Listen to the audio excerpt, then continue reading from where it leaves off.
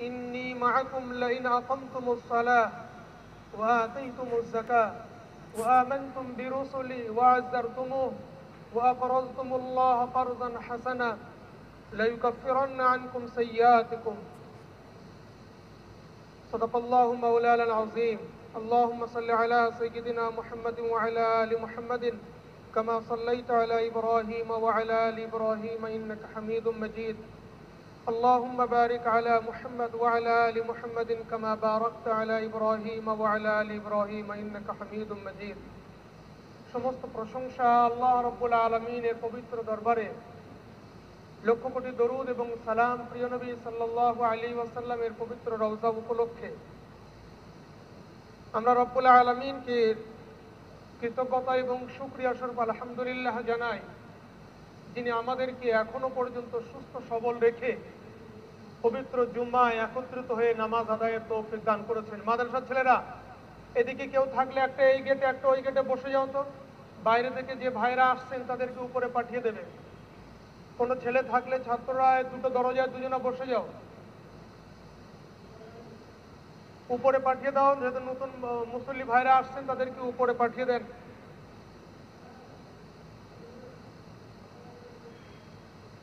এই collapsible gate দুটো একটু টেনে দেন।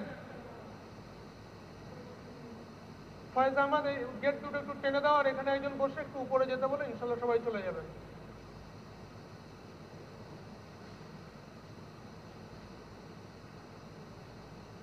আল্লাহ রাব্বুল আলামিন আমাদের এখনো সুস্থ রেখেছেন, এটি তার অনেক গনিমত, তার অনেক করুণা আমাদের জন্য, যে এখনো তিনি আমাদের তওবার সুযোগ দিয়ে রেখেছেন। এখনো তিনি আমাদেরকে একবারও কলমা পড়ার মতো সুযোগ দিয়েছেন। যারা নতুন করে আসছেন উপরে চলে যান, দ্বিতীয় তলায় চলে যান, উপরে গেটে বসে ফয়েজ আমার দ্বিতীয় তলায় পাঠিয়ে দাও সবাই। নচেত আমাদের মধ্য থেকে অনেক সাথী এই পবিত্র রমজানে বিদায় নিয়েছেন। অতীব দুঃখের সাথে এবং আফসোসের সাথে গত শুক্রবারে শুনিয়েছিলাম আমাদের সক্রিয় সাথী মাদ্রাসার একনিষ্ঠ কর্মী মুফতি আজিজ সাহেব, তিনি আল্লাহর প্রিয় হয়ে চলে গিয়েছেন। আবারও একটা দুঃখের কথা শোনায়, এই মাদ্রাসায় এই বছরে লকডাউন, পড়াশোনা বন্ধ, ক্লাস চলেনি, মাদ্রাসা ভর্তি হয়নি, তারপরেও হুজুরের একান্ত আবেদন যে একটা মাদ্রাসা মোটেই পড়া হবে না যতই লকডাউন হোক। বিশেষত মেশকাত এবং দরা মানে মাওলানা সাহেবের হতে গেলে শেষ 2 বছরের যে ক্লাস, এই দুটো ক্লাস চালানো হোক। কিচ্ছু না হোক বুখারী আর মুসলিমটা পড়ানো হোক। মাওলানা শওকত সাহেবের কাছে তিনি বারবার আবেদন করার পরে ওই বুখারী শরীফ পড়ানো হলো। খুবই মেহনতের সাথে ঘটকপুকুর থেকে কখনো সাইকেলে করে আসা যাওয়া করে ছাত্রদেরকে মেহনত করে এবছরও ফের বুখারী খতম করিয়েছিলেন, যিনি আজকে তিনি নাই। যিনি বুখারীর অত বড় একটা কেতাব, 30টা বুখারী কোরআনের মতো পারা হিসেবেই আছে, তিনি আল্লাহর প্রিয় হয়ে চলে গেছেন। মাওলানা আবু সেলিম সাহেব আমাদের সকলের প্রিয়, খুবই ভালো মানুষ। তার আল্লাহ ইলিম দিয়েছিলেন। সব থেকে বড় কথা, তিনি ইলিমের সাথে আমলের একটা সম্পর্ক, সামঞ্জস্যতা রাখতেন। আজকে আমরা অনেকেই কিছু জানি, কিন্তু আমার জ্ঞান একদিকে আর আমার আমল আর একদিকে চলে। কিন্তু হুজুর ছিলেন, আল্লাহ তাকে মানে পশমের বিনিময়ে তার বদলা দেন, জান্নাতুল ফেরদাউসের উঁচু মাকাম দান করুন। তিনি তার জ্ঞান অনুযায়ী তার আমলকে রাখার আপ্রাণ চেষ্টা করেছিলেন। বড় গরিব ছিলেন, একাধিক সন্তান।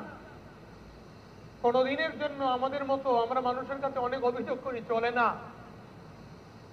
অভিযোগ আমাদের নালিশ কোনোদিন শুনিনি। প্রায় 18 বছর এই মাদ্রাসায় তিনি পড়িয়েছেন, তাকে খুব নিকট থেকে দেখেছি। কোনো একদিনের জন্য তিনি অভিযোগ কাউকে করতে আমি তো শুনিনি।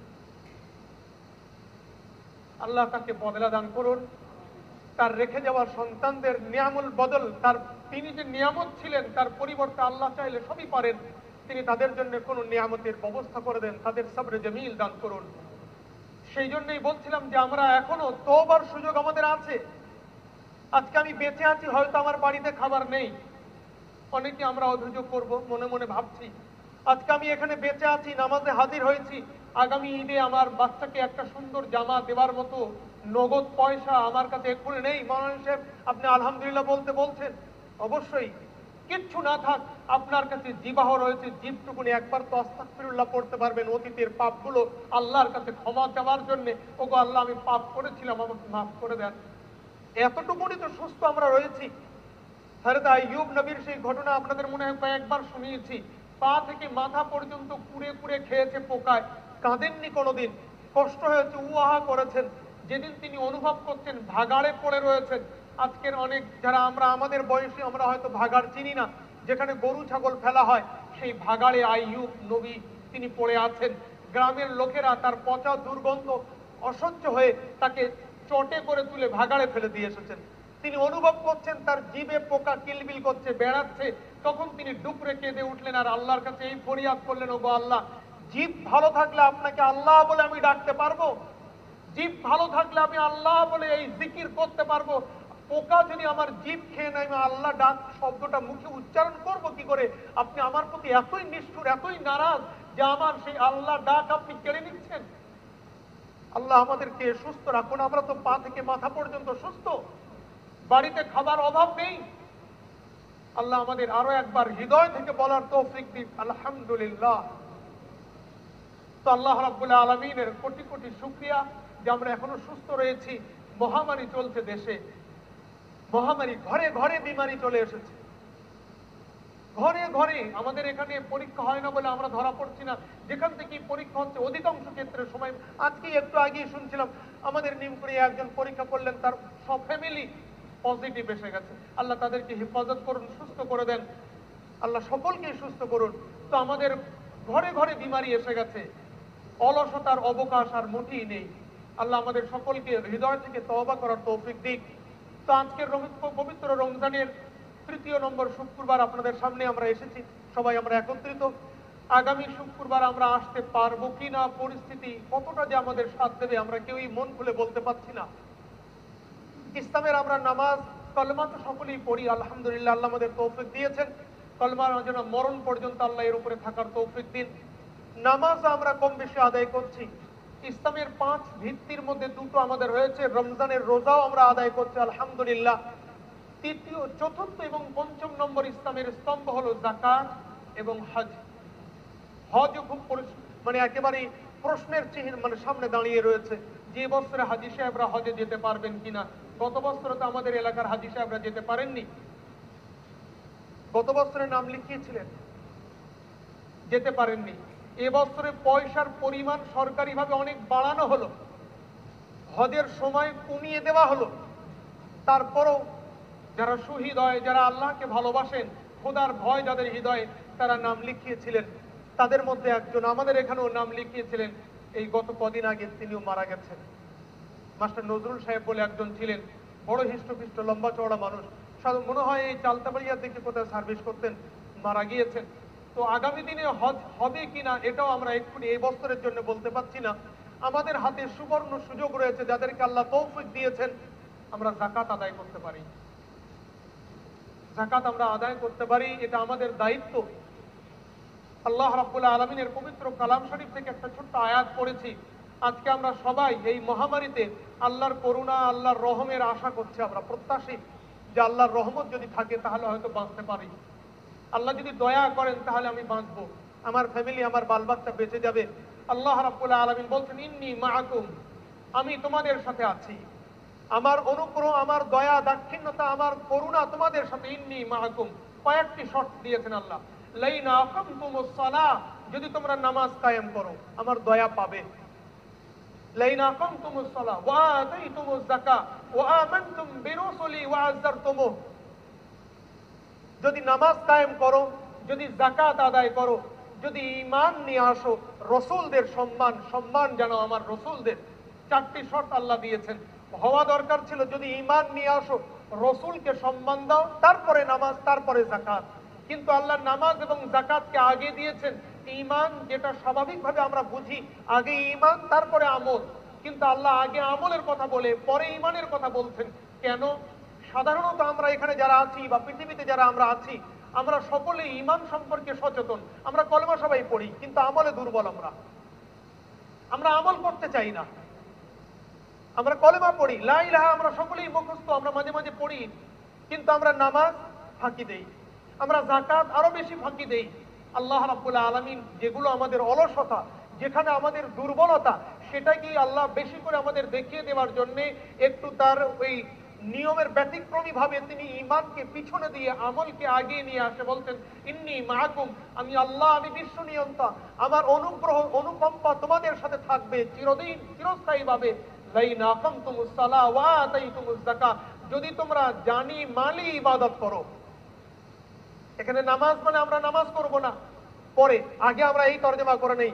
যদি তোমরা শারীরিকভাবে আমার এবং আর্থিকভাবে আমার পাশে এসে দাঁড়াও, অর্থাৎ তোমরা জানি ইবাদত করো, জান লাগাও, জান মানে তোমরা ইবাদত নামাজ লাগাও, আর তোমরা মাল লাগাও, যাকাত দাও। জানি মালি দুটো ইবাদত পৃথিবীর বুকে, এছাড়া তো আর কোনো ইবাদত নেই। আপনার জীবন, আপনার এই কায়িক শক্তি, আপনার শরীর দিয়ে আপনি কিছু করতে পারেন, আপনার অর্থবিত্ত দিয়ে আপনি আল্লাহকে খুশি করতে পারেন। এই দুটো ইবাদত আমাদের কাছে, পৃথিবীতে যত ইবাদত তার সমষ্টি আল্লাহ, সেই দুটো ইবাদতের একসাথে তিনি বলতেন লাইন আকামতুমুস সালাহ ওয়া আতাইতুমুজ যাকাত, যদি তোমরা নামাজ কায়েম করো আর যাকাত আদায় করো তাহলে আমি তোমাদের সাথে আছি। কিন্তু শর্ত হলো ঈমানের সাথে হবে, রসুলকে মেনে নিয়ে হবে, রসুলের তরিকায় হবে, মন চাহি তরিকায় করলে হবে না। লাইন আকামতুমুস সালাহ ওয়া আতাইতুমুজ যাকাত ওয়া আমানতুম বিরুসুলি, আমার রসুলের উপরে বিশ্বাস রেখে তিনি যে তরিকা বলেছেন সেই তরিকা বিশ্বাস করতে হবে এবং সে তাকে সম্মান জানাতে হবে। আমি তোমাদের সাথে আছি। প্রশ্ন জাগে, আল্লাহ তো ওয়াদা করছেন, অঙ্গীকার করছেন, এগুলো যদি করি তাহলে আল্লাহ আসবেন, কিন্তু আমার পিছনের জীবন তো অন্ধকার। আজকে আমি এটা শুনছি, আমি আজ থেকে করব, আজকে আমি নামাজ শুরু করবো ইনশাআল্লাহ, আগামীতে আমি যাকাত দেব ইনশাআল্লাহ, কিন্তু আজকের গতকালকে থেকে নিয়ে আর আমার সাবালক হওয়া পর্যন্ত এই যে দীর্ঘ সময় যদি এটা দেখা যায় আমি এত পাপ করেছি, আমি এত গুনাহ করেছি, আমি এত নাফরমানি করেছি, আমার হৃদয় হয়তো আমাকে সন্দেহের মধ্যে ফেলে দিচ্ছে, এত পাপ আল্লাহ কি মাফ করবেন? এত গুনাহ আল্লাহ কি ক্ষমা করবেন আমাকে? ওই আয়াতের মধ্যেই আল্লাহ আগামীতে এগিয়ে বলছেন, আগামীতে যে আমি তোমাদের অতীতের সমস্ত পাপ মাফ করে দেবো। তোমাদের পাপগুলো যেগুলো অতীত নিয়ে তোমরা ভাবছো, পিছনের পাপ গুনাহ যেগুলো নিয়ে তোমরা চিন্তিত, তুমি অনেক কিছু বলেছো, অনেক মিথ্যা, অনেক ধোঁকাবাজি, অনেক কিছু করেছো, সততা করেছো। আল্লাহ রাব্বুল আলামিন বলছেন যদি তুমি কায়মনে বাক্যে আল্লাহকে খুশি করে তুমি তওবা করে এখন থেকে মন তৈরি করে নাও যে আমি যতদিন বাঁচবো নামাজ আমি আদায় করব, অসুস্থ হলে দাঁড়িয়ে না পারি বসে পড়বো, আরো অসুস্থ আল্লাহ না করুক, যদি আমি আরো অসুস্থ হয়ে যাই আমি শুয়ে ইশারায় নামাজ পড়বো, তো নামাজ ছাড়বো না, আমি যাকাত আদায় করে যাব, পাই পাই হিসাব করে আমি আল্লাহর যাকাত আদায় করব। আল্লাহ রাব্বুল আলামিন বলছেন লাইউকাফিরান্না আনকুম সাইয়্যাতিকুম, তোমাদের সমস্ত সাইয়্যাত গুলো আমি মাফ করে দেব। এখানে শব্দ খুবই গভীরভাবে যদি আমরা দেখি, মাফ করে মিটিয়ে দেওয়া, রিমুভ করা যাকে বলে, মুছে দেওয়া ডাস্টার দিয়ে, সেটা নয়। ইউকাফিরু পরিবর্তে অন্য কিছু দেওয়া। অপর আয়াত যদি আমরা সামনে নিয়ে আসি, আল্লাহ আরেক জায়গায় বলছেন এই রকম তওবা যারা নিয়ে আসেন, আল্লাহ রাব্বুল আলামিন বলছেন তার আমলনামায় ওই গুনাহগুলো লিখতে যতটা জায়গা লেগেছিল, যতটা পয়েন্ট এসেছিল গুনার জন্য, ততটা পয়েন্ট আমি গুনার জায়গায় সওয়াব লিখে দেবো। সুবহানাল্লাহ, সওয়াব না করতেও সওয়াব। কিন্তু শর্ত হলো যদি আপনার হুকুকুল ইবাদ থাকে, কোন বান্দার অধিকার আপনি হক ফাঁকি দিয়ে থাকেন, নয় তার কাছে মাফি চেয়ে নিতে হবে সরাসরি, নচেত শক্তি এবং সামর্থ্য থাকলে তাকে তার অধিকার বুঝে দিতে হবে। আমি নিয়েছিলাম তখন জোর জবরদস্তি করে, জুলুম করে তার কাছ থেকে অন্যায়ভাবে কেড়ে নিয়েছি 1000, 20, 100, 1000, লাখ টাকা যেটাই, কিন্তু এখন এমন একটা খোদাই মার এসেছে, আমি পথের ফকির ভিখারি হয়ে গেছি, আমার আর কিছু নেই। আমি 1000 চেষ্টা করলেও তার সেই পয়সা তাকে আর ফেরত দিতে পারছি না। তার কাছে গিয়ে হাত জোড় করে মাফি চাইবো, সে যদি মাফ করে খুব ভালো, যদি না মাফ করে তাকে বলতে হবে ভাই আমাকে অবকাশ দাও, সুযোগ দাও, আল্লাহ যদি আমাকে সুস্থ করেন, আমার অবস্থাটা ফিরিয়ে দেন, আমি তোমাকে চেষ্টা করছি যতটা পারি তোমাকে ফিরিয়ে দেবো, সে অবকাশ দেখ, তাহলে আপনার এই তওবা কবুল হবে।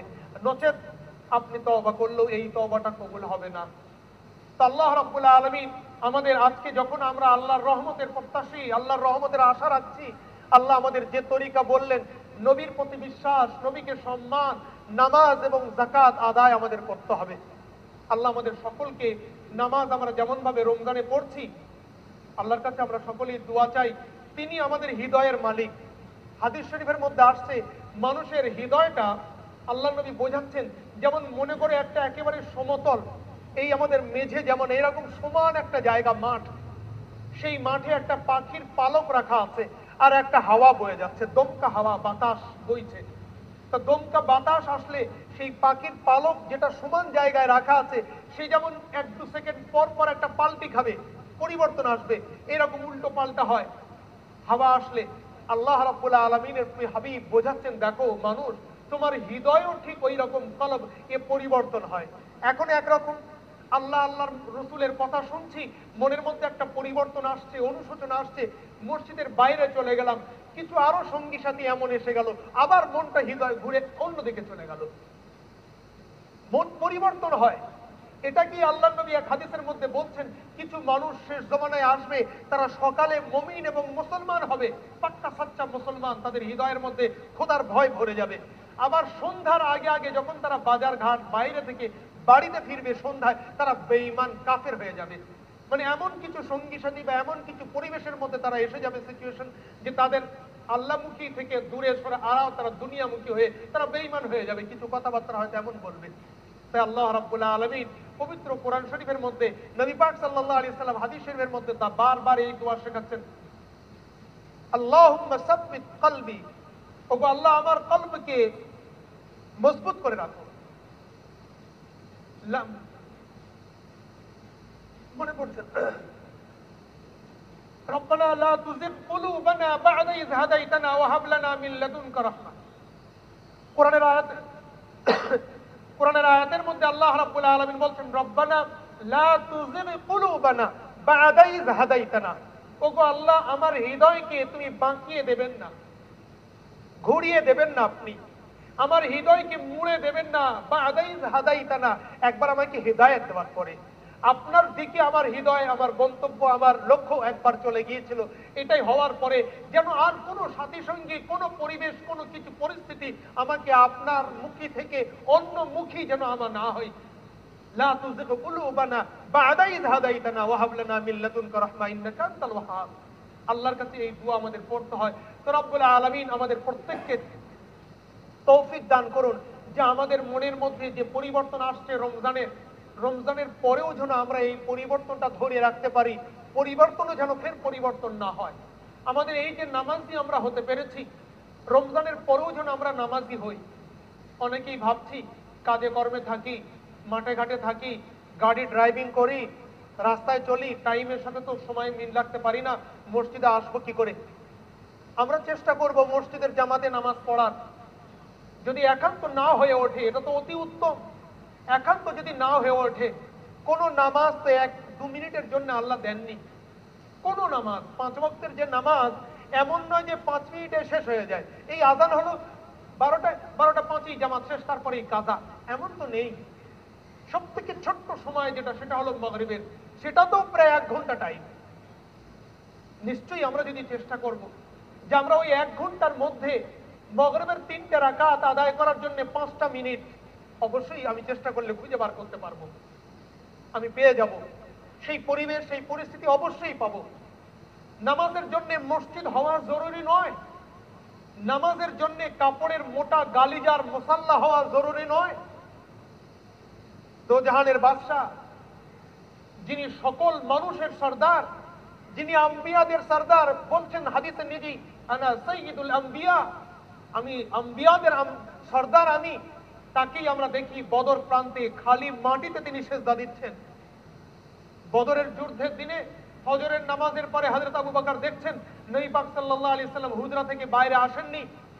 বেশ লম্বা সময় একটু পরে হযরত আবু বকর রাদিয়াল্লাহু তাআলা ভিতরে গিয়ে দেখছেন নবী মাটিতে ঠেকে আছেন, তার কপাল তিনি ঠেকিয়ে রেখেছেন, আর চতুর্দিকে তার চোখের পানিতে ভিজে রয়েছে মাটি, সেই কাদা তার কপালেও লেগে গেছে, রাত্রে বৃষ্টিও হয়েছিল। তো যদি দোজাহানের বাদশা সরওয়ারে কায়নাত সাল্লাল্লাহু আলাইহি সাল্লামের কপাল মাটিতে থেকে সেজদা হতে পারে, আমি সাইফুল্লাহ আর আপনি কে যে আমার কপাল ডাইরেক্ট মাটিতে পড়লে নামাজ হবে না, আমার নামাজের জন্য মুসাল্লার গালিজা দরকার? অবশ্যই হয়ে যাবে। তা আমরা রমজানের পরে আল্লাহ আমাকেও যেন বেশি করে নামাজের গুরুত্ব অনুভব করে আল্লাহর ভয়কে সামনে রেখে নামাজ পড়ার তৌফিক দান করুন। আমিও মানুষ, দুর্বলতা আমারও আছে, স্বীকার করতে দোষ নেই, আল্লাহ আমাকে ক্ষমা করে দেন। আল্লাহর কাছে তওবা করি, আমাদের সকলকে আল্লাহ ক্ষমা করুন। আমরা যেখানেই থাকি না কেন চেষ্টা করবো আমরা মসজিদে আসা, একান্ত যদি না হয় যেখানে যে অবস্থাতেই হই। একবার আসছিলাম, খুব ভালো লেগেছিল সেই দৃশ্যটা, যেমন এখন আমার চোখের সামনে ভাসছে। আমার শ্বশুর বাড়ি এই চণ্ডীগড়ে, চণ্ডীগড় থেকে রোহনটার ভিতর থেকে একটা রাস্তা দিয়ে আসছি, একদিন দেখছি পাকা রাস্তা, পিচ রাস্তা, পাশেই একজন বুড়ো মানুষ, গায়ে গামছাও নেই, কিচ্ছু নেই, লুঙ্গি পরে আছেন, মাথায় টুপিও নেই, বেশ মগরিবের একটু আগে আগে রাস্তার ধারে দাঁড়িয়ে দেখি ঘাসের উপরে এমনি তিনি নামাজ পড়ছেন। আল্লাহ রাব্বুল আলামিনের সুবহানাল্লাহ মুখ থেকে এমনি বার হলো, হয়তো তিনি গামছা জোগাড় করতে পেরে ওঠেননি, দেখছেন নামাজটা আমার কাজা হয়ে যাবে, ওই অবস্থায় তিনি পড়ে নিয়েছেন।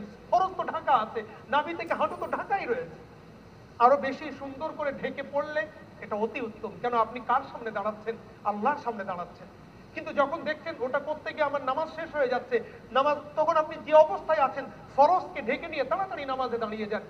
ঘটনার কথা মনে পড়ে যায়, দারুল দেওবন্দের মাওলানা মিস্ত্রি সাহেব বলে, মিশরের একজন শিক্ষক ছিলেন, মাওলানা মিস্ত্রি সাহেব বলে, খুব মোটা করে একজন শিক্ষক। আমরা দেখিনি আমাদের দেওবন্দে ভর্তি হওয়ার আগে, 97-এর দিকে আমরা ভর্তি হয়েছি, তার কিছু আগে তিনি থাকতেন ওখানে, তারপরে তিনি চলে গিয়েছিলেন। খুব মোটা করে মানুষ, উত্তরপ্রদেশে গরম বেশি, স্বাভাবিক অবস্থায় তিনি কামরায় একেবারে খালি গায়ে বসে থাকতেন, গেঞ্জিও পরতেন না, লুঙ্গি পরে খালি গায়ে, এত অতিরিক্ত তার গরম হতো, ঘাম হতো। তিনি নামাজ পড়াতেন দারুল দেওবন্দের কয়েকটা মসজিদ, একটা মসজিদ কদিম মসজিদ বলে, পুরাতন মসজিদ, ওখানে বলে কদিম মসজিদ, ওই কদিম মসজিদে তিনি নামাজ পড়াতেন। যতই গরম হোক আর যতই শীত হোক, যখন তিনি নামাজ পড়াতেন পায়ে মোজা পরতেন, জামা পরতেন, শিরওয়ানি পরতেন, মাথায় ভালো টুপি পরতেন, তারপরে তিনি নামাজ পড়াতে যেতেন। নামাজ পড়িয়ে যখন কামরায় আসতো দেখা যেত মোটা শিরওয়ানি ঘামে ভিজে গেছে। অনেক সময় তার ছাত্ররা জিজ্ঞাসা করতেন, হুজুর আপনি গরমে এত কষ্ট পান, গায়ে গেঞ্জি রাখতে পারেন না, আর এই দুপুরে জোহরের নামাজে আপনি শিরওয়ানি পরে যাচ্ছেন? তখন তো এসিরও আবিষ্কারই হয়নি মনে হয়। তখন বললেন, আমি কে, কার দরবারে গিয়ে আমি নামাজ পড়াই, কার সামনে দাঁড়াই, একবার তোমরা ভেবেছো? আমার ঘাম নিয়ে তোমরা চিন্তা করছো, কিন্তু আমি দাঁড়াচ্ছি কার সামনে? আল্লাহ রাব্বুল আলামিন, যিনি আল্লাহ, যিনি এই আসমান জমিনের বাদশা, তার সামনে গিয়ে দাঁড়াচ্ছি। সেখানে একটু পরিপাটি যদি না হয় বেয়াদবি হয়ে যাবে। তো এটা আবেগ, মনের একটা ব্যাপার আছে, এটা যারা আল্লাহওয়ালা বুজুর্গ তারা করবেন, আমরা যতটা পারি করবো। একান্ত যদি না হয় তো গামছা গায়ে মাঠের আলে দাঁড়িয়ে নামাজ পড়বো, হয়তো আল্লাহ সেই নামাজের ওসিলে আপনার জিন্দেগির সমস্ত নামাজ কবুল করে নেবেন। তো আমরা রমজানের পরেও বোঝাতে চাইছিলাম এইটা, যে আমরা আসুন সকলে মিলে আমরা সংকল্প করি, মনে মনে একদম পুক্তা নিয়ত করে নেই, রোজা পার হয়ে গেল নামাজ যেন পার না হয়, রোজা শেষ হবে আমার জিন্দেগি থেকে যেন নামাজ শেষ না হয়, যতক্ষণ শ্বাস আছে ততক্ষণ যেন আমার নামাজ থাকে। আল্লাহ আমাদের সেই তৌফিক দান করুন। যাদেরকে আল্লাহ অর্থ দিয়েছেন, আল্লাহ রাব্বুল আলামিনের সেই বান্দাদের কাছে ইসলামের এই বার্তা যে আপনারা যাকাত আদায় করুন। আজকে হিসাব করছিলাম, যাকাত কতটা পয়সা থাকলে যাকাত হয়? 612 গ্রাম 360 মিলিগ্রাম রূপো বর্তমান বাজার হিসাবে। আল্লাহ নবী সাল্লাল্লাহু আলাইহি সাল্লাম তো সেই 1 তোলা 2 তোলা 1 মশা আরবের হিসাব তিনি দিয়েছিলেন, সেটাকে বর্তমান আধুনিক হিসাবের সাথে একটা মিল করে যেটা অভিজ্ঞ মানুষরা হিসাব দিয়েছেন, সেটা আমাদের দেশের বর্তমান মাপ অনুযায়ী 612 গ্রাম 360 মিলিগ্রাম রূপো। সোনা যেটা আছে সেটা 7 ভরি, সেটা বলছি পরে। উলামায়ে কেরামরা এক বাক্যে ফতোয়া দিয়েছেন, রূপোর একটা মাপ আছে, সোনার একটা মাপ আছে। এই রূপো এবং সোনার মাপের মধ্যে কোন মাপটা ধরে আমি আমার ইস্তাবার অস্তাবার সম্পত্তি বা আমার টাকা পয়সার হিসাবটাকে মিলিয়ে আমি যাকাত দেব? বলতে যে মাপ ধরলে তাড়াতাড়ি আপনার উপরে যাকাত ওয়াজিব হবে, ফরজ হবে, সেই মাপটা নিতে হবে। বর্তমানে সোনার এবং রূপোর মধ্যে এত পার্থক্য হয়ে গেছে যে সোনার মাপ ধরলে হয়তো হাজারে একজনের যাকাত হবে না। 1 কেজি রূপোর দাম আজকের বাজারে নেটে দেখছিলাম 73,000 টাকা না কত এরকম 1 কেজি রূপো। আর 1 কেজি সোনা তো দূরের কথা, 10 গ্রাম সোনা প্রায় 50,000। 10 গ্রাম, কোথায় 1 কেজি আর কোথায় 10 গ্রাম? সুতরাং উলামায়ে কেরামদের, হাদিস বিশারদ, ইসলাম যারা স্কলার ইসলামের, তাদের মত অনুযায়ী রূপোর অনুযায়ী বর্তমানে ফতোয়া। আর সেই রূপোর ফতোয়া যদি আজকের বাজার দাম অনুযায়ী নেই, রূপো এবং সোনার বাজার আপ ডাউন হয়, দাম কম বেশি হয়। গত কদিন আগে অনেক কম ছিল, আজকে একটু বেড়ে গেছে। তো এটা আপ ডাউন হবে, একেবারে নিট পয়সা আমরা বলতে পারি না, মোটামুটি। যেমন গত সোমবারে দাম ছিল 63,000 টাকা কত পয়সা, মানে কত টাকা রুপোর বাঁট ছিল, আজকে 73 হয়ে গেছে, প্রায় 10,000 টাকা আপ ডাউন হয়ে গেছে। তো আমরা যদি একটা মোটামুটি একটা হিসাব দিই, 612 গ্রাম 360 মিলিগ্রাম রুপোর দাম হিসাবে প্রায় 45,000 কত টাকা আজকের দাম, ওই 43-74,000 টাকা হিসাবে 45,000 টাকাই ধরি। যদি আপনার কাছে খেয়ে পরে আপনার প্রয়োজন মিটিয়ে বেশি থাকে, তার উপরে 1 বছর সময় অতিবাহিত হয়ে গিয়ে থাকে, তাহলে আপনাকে যাকাত দিতে হবে শতকরা 2.5 টাকা হিসাবে, 1025 টাকা হিসাবে শতকরা 2.5 টাকা আপনাকে যাকাত দিতে হবে। এই যাকাতের পয়সা আপনার উপার্জিত, আপনারই, কিন্তু ওটা আপনার নয়, ওটা আল্লাহ রাব্বুল আলামিনের পয়সা। আল্লাহ নির্দিষ্ট করেছেন আল্লাহর বান্দাদের জন্য, যারা মুস্তাহিক, যারা গরিব, যারা ওর উপযুক্ত, তাদের কাছে পৌঁছে দেওয়া আপনার দায়িত্ব, আপনার কর্তব্য। আপনি এই পয়সা নিয়ে তার কাছে গিয়ে তাকে দিয়ে আসবেন। যেমন আমরা 2.5% নয়, কখন 18%, কখনো 30%, কখনো আরো কিছু, যারা জিএসটি দেন তারা জানেন অনেক ভাগ এবং তার তারতম্য রয়েছে। মাস শেষ হওয়ার আগে প্রমাণ সহ আমরা একেবারে সেই লিখিত কাগজপত্র নিয়ে আমরা কোথায় চলে যাচ্ছি, সিএ এর অফিসে চলে যাচ্ছি, আমার এত টাকা আছে, এত টাকা ট্যাক্স আপনি জমা করে দেন। আমি নিজে গিয়ে সেখানে দিচ্ছি, লোক পাঠিয়ে পৌঁছিয়ে দিচ্ছি, সময় মতো সে ফাইল না করলে তাকে তাগিদে দিচ্ছি, ভাই ফাইলটা করেন, নচেত প্ল্যানটি হয়ে যাবে। আর যাকাতের বেলায় আমি অপেক্ষায় আছি, কখন আসবে আমার দুয়ারে, কখন আসবে আমার কাছে। তাও যদি একবার ছাড়া দুবার এসে বলে, আমার সময়ের একটু আগে পিছে হয়ে যায়, বড় বড় বড় কথা, গরম গরম কত কিছু বাতেলা আমরা দিয়ে থাকি, এগুলো অনুচিত, এটা উচিত নয়। দায়িত্ব কর্তব্য আপনার, যে আল্লাহ আপনাকে দয়া করে এই গ্রামে ধনী বানিয়েছেন, এই গ্রামে মানুষের অভাব নেই, গরিবেরও অভাব নেই। আল্লাহ ইচ্ছা করলে আপনাকেও গরিব এবং কাঙ্গাল করতে পারতেন, কিন্তু দয়া করে তিনি আপনাকে ধন দিয়েছেন, এটা তার অনুগ্রহ, তার শুকরিয়া যে আল্লাহ আমাকে ধন দিয়েছেন, 1 বছর তার ভোগ করার সুযোগ দিয়েছেন, আজকে তিনি আমার কাছে 2.5 টাকা চাইছেন, আমি উপযাজক হয়ে সময়ের আগে যারা প্রাপ্য তাদের খোঁজ খবর নিয়ে তার হাতে আমি পৌঁছিয়ে দেব, দিয়ে বলবো আলহামদুলিল্লাহ, আল্লাহ তুমি আমাকে অর্থ দিয়েছিলে, আমি সেটা ভোগ করেছি, তুমি আমাকে যাকাত আদায় করার হুকুম দিয়েছিলে, আলহামদুলিল্লাহ আমি সেটা আদায় করেছি, আল্লাহ তুমি কবুল করো। তারপরে দেখুন এইভাবে যাকাত আদায় করার পরে আপনি মনের দিক থেকে এবং মালের দিক থেকে শান্তি এবং বরকত পান কি না পান, গ্যারান্টি আপনি পাবেন পাবেন। কোনদিন যাকাত আল্লাহ রাব্বুল আলামিনের প্রিয় হাবিব, যিনি জিন্দেগিতে একটা কথাও মিথ্যা বলেননি, কোরআনের কোন আয়াত এখনো পর্যন্ত পৃথিবীর অনেক মানুষ চেষ্টা করে মিথ্যা প্রমাণ করতে পারেনি, সেই কোরআন এবং সেই নবীর হাদিস সাক্ষ্য দেয়, যাকাত যারা এইভাবে আদায় করে তাদের মাল বাড়ে ছাড়া কোনোদিন কমে না। যদি আপনি বলেন কমেছে, তাহলে বকলমে আপনি ইমানের জন্য একবার তওবা করে নেবেন। আপনি এটাই দাবি করলেন যে কোরআনের ওই আয়াত, নবীর ওই হাদিস মিথ্যা, কোরআন ভুল লেখা আছে যে এইভাবে যাকাত দিলে যাকাত কমে যায়, আমি নিজে দিয়েছি আমার কমে গেছে। আপনি এটাই দাবি করছেন বকলমে। আল্লাহ রাব্বুল আলামিন আমাদের এই ধৃষ্টতাকে মাফ করুন, আমাদের এই বিয়াদবিকে মাফ করুন। আমরা সকলেই চেষ্টা করব, যেমন আজকে আমার দোকানের মাল কেনার জন্য আমরা উৎগ্রীব যে কোন মার্কেটে গেলে 2 পয়সা কমে মালটা পাবো, এ দোকান সে দোকান খুঁজে খুঁজে খুঁজে খুঁজে আমি মালটা কালেক্ট করছি ব্যবসায় উন্নতি করার জন্য, করুন। ঠিক তদরূপ আজকে অনেক ফকিরের ভিড়। আমি এই জন্যই বলছি, অনেকের আমাদের অভিযোগ যে কাকে দেব, অমুককে দিয়েছিলাম, খবর নিয়ে দেখলাম ওর ব্যাংকে এত টাকা, এটা বাস্তব ঘটনা ঘটছে। অমুককে মুসলমান ভাবে দিয়েছিলাম, দেখলাম সে তো মুসলমানই না, সে হিন্দু। তো যেমন আমি মাল কেনার সময় 2 পয়সা লাভ করার জন্য বড় বড় আড়তদারের আড়তে, এ আড়ত, এ আড়ত, সে আড়তে, এ দোকান করে খুঁজে খুঁজে আমি বার করছি, আমি আজকে মিসকিনকেও সেইভাবে খুঁজে বার করি যে কাকে আমার যাকাত দিলে সঠিক যাকাত আদায় হবে, যতটা পারা যায়। ইসলাম একেবারে গভীরে ঢুকতে মানা করে, মোটামুটি আপনাকে চেষ্টা করতে বলা হয়। হযরত ওমর রাদিয়াল্লাহু তাআলা আর হযরত উমর রাদিয়াল্লাহু তাআলা, সময় বেশি হয়ে যাচ্ছে, 1 মিনিট নেই। হযরত ওমর আর উমর, আমি বলতে চাই যে ইসলাম মোটামুটি একটা চেষ্টা করতে বলেছে আপনাকে, যে আপনার সাধ্যের অতীত মোটেই না। ওমর আর উমর রাদিয়াল্লাহু তাআলা দুজনে সফরে যাচ্ছেন, একটা ছোট গর্ত, আমাদের ভাষায় একটা ডোবা, ছোট গর্ত, পানি দেখলেন, তারা ওযু করবেন মরুভূমির মাঝখানে। ওযু দূরে একটা, অনেকটা দূরে একটা গ্রাম মতো দেখা যাচ্ছে, কয়েকটা লোকালয় বাড়ি ঘর আছে। হযরত উমর রাদিয়াল্লাহু তাআলা বলছেন, দেখো চলো এখানে আমরা ওযু করে নিই নামাজে। তাহলে আমার বলছেন, হুজুর এই পানি তো অল্প পানি, এখানে কোনো হিংস্র জীবজন্তু মুখ দিলে পানিটা নাপাক হয়ে যাবে। তো আমাদের আগে খবর নিতে হবে এই গর্তে বা এই ডোবায় কোনো হিংস্র জীবজন্তু বাঘ শিয়াল মানে শিয়াল টিয়াল আসে কিনা একটু খবর নেই আমরা। তাহলে কি করে খবর নেবো? বলে ওই যে গ্রাম আছে ওই গ্রামে খবর নেই। বলে হযরত ওমর রাদিয়াল্লাহু তাআলা খুব জোর চিৎকার দিতে আরম্ভ করেন, যেমন আমরা আগে শুনতাম ওই পান্তা বলে হাঁটতো, তো উনি খুব জোর চিৎকার দিতে আরম্ভ করলেন, ও গ্রামের ভাইয়েরা, এই তোমাদের এই ডোবা বা এই পানির গর্ত সম্পর্কে কি খবর দিতে পারো যে এখানে কোনো হিংস্র নাপাক পশু আসে কি? আর উমর রাদিয়াল্লাহু তাআলা বলে খবরটা চুপ করো তুমি। আর উনি আবার দ্বিতীয়বার চিৎকার করে উঠলেন, ও গ্রামের ভাইয়েরা, জানলেও বলবেন না, চুপ করে থাকুন। আমার তুমি নিজে এখানে দেখো, এখানে দেখে তুমি মোটামুটি পায়ের ছাপ দেখে যদি তুমি বোঝো যে না এই তো নেকড়ের পায়ের ছাপ, এই তো শিয়ালের পায়ের ছাপ, তাহলে তুমি সেই পানি নিও না। যদি তুমি এইরকম কিছু না পেয়ে থাকো, ছেড়ে দাও, পানি পাক তুমি নিয়ে নাও, তোমার সাধ্য অনুযায়ী তুমি চেষ্টা করেছো, বাস হয়ে গেছে, পানি তোমার জন্য।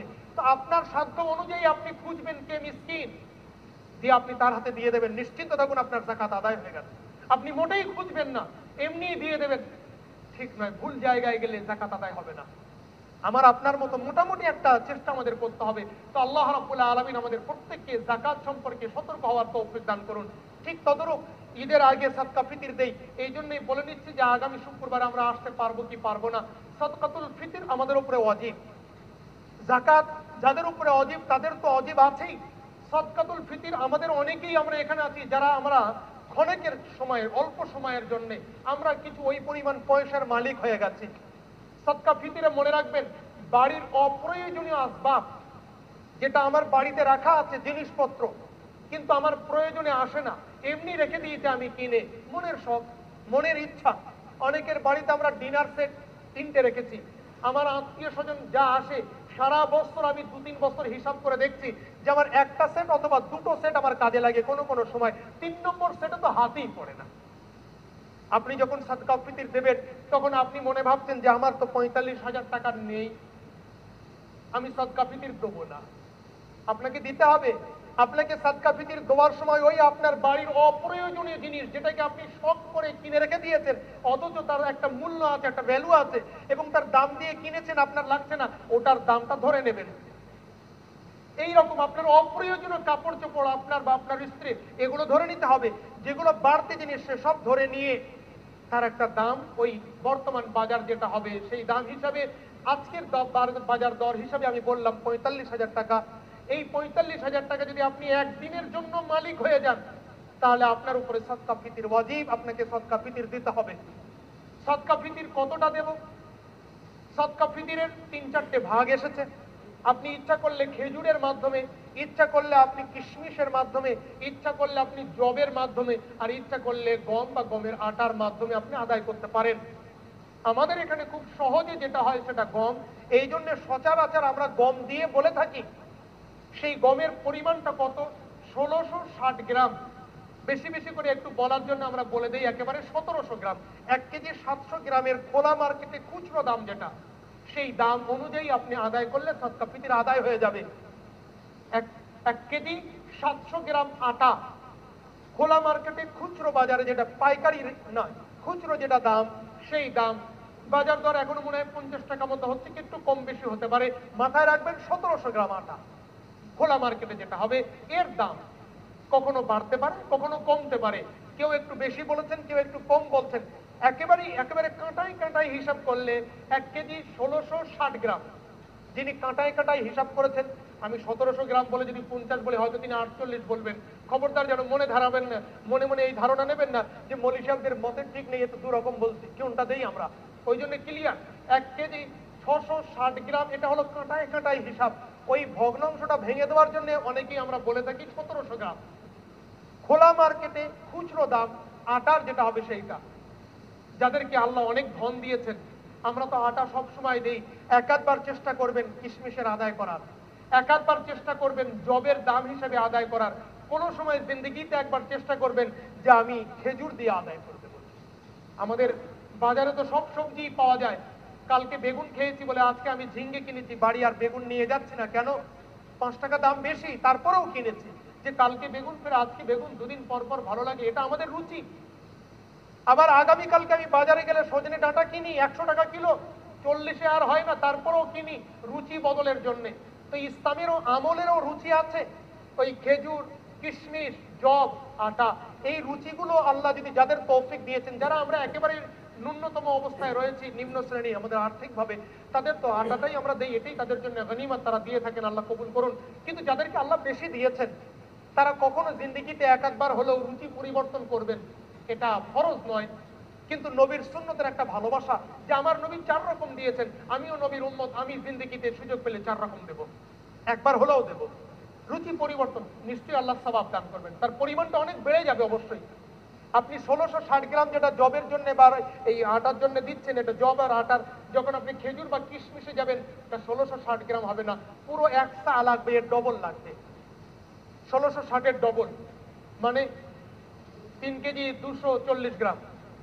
3 কেজি 240 গ্রাম খেজুর বা কিশমিশের দাম আপনাকে দিতে হবে, একটু বেশি হবে, কিন্তু সব থেকে বড় কথা একটা সুন্নত হবে, সব থেকে বড় কথা একটা সুন্নত হবে। আর আল্লাহ নবী সাল্লাল্লাহু আলাইহি সাল্লাম বলছেন, শেষ জমানায় যখন মানুষ সুন্নত থেকে মুখ ফিরিয়ে নেয়, সুন্নত, কেবল সুন্নতকে ভালোবেসে, অন্য কিছু না, এটা নবী করেছেন, আমি একবার করব, এই সুন্নতকে ভালোবেসে কেউ যদি করে, আল্লাহ নবী সাল্লাল্লাহু আলাইহি সাল্লাম বলছেন যে মান তামাসসাকা বিসুন্নতি ইনদা ফাসাদ উম্মতি ফালাহু আজরু মিয়াতু শাহীদিন। উম্মতের মধ্যে যখন ফাসাদ, মানে ঈমানের ফাসাদ, আমলের ফাসাদ, আমল নেই, ঈমান নেই, বেঈমান, বেআমল হয়ে গেছে মানুষ, এমত অবস্থায় কেউ যদি নবীর এক একটা সুন্নতকে আঁকড়িয়ে ধরে, ফালাহু মিয়াতু আজরু শাহীদ, 100 শহীদের সওয়াব তার আমলনামায় লেখা হবে, এটা কম ব্যাপার নয়। তাই যাদেরকে আল্লাহ সুযোগ দিয়েছেন, জানি না কে কতক্ষণ আছি, আমার জীবনেরও আমি গ্যারান্টি দিতে পারছি না যে আজকে আছি, আগামী সপ্তাহে আপনাদের সামনে আসতে পারবো কিনা, যদি মারা যাই মাফ করবেন, আপনারাও আসবেন কিনা সেটাও আমি বলতে পারছি না। তো আল্লাহ আমাকে এখনো অর্থ দিয়েছেন, আমার সুযোগ আছে, আমরা আদায় করে দেব, দিতেই হবে। আবারও বলছি, দিতেই হবে, কম্পালসারি এমন নয়, দিলে সওয়াব পাবেন, না দিলে আটা জব দিলে আপনার চলে যাবে। কাকে দেবেন? ওই যারা গরিব মিসকিন, সেখানে দেবেন। থাকলো প্রশ্ন, সময় অনেকটাই বেশি হয়ে গেল, মাদ্রাসাগুলোতে দিলে আদায় হবে কিনা? অবশ্যই মাদ্রাসাগুলোতে দিলে আদায় হবে। এই বিষয়ে বিভিন্ন কিতাবপত্র এসেছে, যে তফসির দেখে আপনাদের এখানে কোরআনের তফসির দেয়, তফসিরে মাযহারি, বিশেষ করে আমি যেটা ফলো করি, তফসিরে উসমানী, তফসিরে মাযহারি, তফসিরে মাআলিফুল কোরআন, তফসিরে বাগাবী, এগুলো ফলো করি আমি বেশি করে। তো তফসিরে মাযহারি তার মধ্যে সবথেকে বেশি বড়, 13টা খন্ড এরকম মোটা মোটা। তাফসীরে মাযহারির মধ্যে হযরত সানাউল্লাহ পানিপতি রাহমাতুল্লাহ আলাইহি তো লিখছেন যে যারা মাদ্রাসাতে যাকাত ফিতরা আদায় করে তারা দ্বিগুণ সওয়াব পাবেন। এক তো যাকাত ফিতরা আদায় করার সওয়াব পাবেন, আর দ্বিতীয় ইসলামী এই শিক্ষা ব্যবস্থাকে টিকিয়ে রাখার তিনি একটা প্রয়াস করছেন, একটা চেষ্টা করছেন যে ইসলামিক কালচারকে টিকিয়ে রাখতে হবে, এরও একটা চেষ্টা, এই জন্য তিনি দ্বিগুণ সওয়াব পাবেন। তো আল্লাহ রাব্বুল আলামিন আমাদের প্রত্যেককে যাকাত এবং ফিতরা নিয়ে বেশি বেশি করে যত্নবান হওয়ার তৌফিক দান করুন। আমাদের যে সাথীগুলোকে আমরা হারিয়েছি, বিশেষ করে আমাদের এই প্রাণপ্রিয় মাদ্রাসার 2জন সক্রিয় শিক্ষক, মাওলানা মুফতি আজিজ সাহেব এবং হযরত মাওলানা আব্দুল সেলিম সাহেব, শেখুল হাদিস সাহেব আমরা হারিয়েছি। আরো আমাদের অনেকেরই অনেক আত্মীয় স্বজনকে আমরা হারিয়েছি। আল্লাহর কাছে আমরা তাদের কাছে আবেদন করব, আল্লাহ তুমি তাদের জান্নাতুল ফিরদাউস নসিব করো, তাদের অতীতের সমস্ত পাপ গুনাহগুলো যদি থেকে থাকে তুমি মাফ করে দাও। আমাদের মধ্যে যারা অসুস্থ, আল্লাহ তুমি প্রত্যেককে শিফায়ে কামিলা দান করো। যারা আমরা সুস্থ আছি, আমাদেরকে তুমি দীর্ঘ জীবন দান করো, সম্মান এবং সুস্থ জীবন দান করো। আল্লাহ আমাদের সকলকে কবুল করো, উম্মতে মুহাম্মাদীকে তুমি কবুল করো।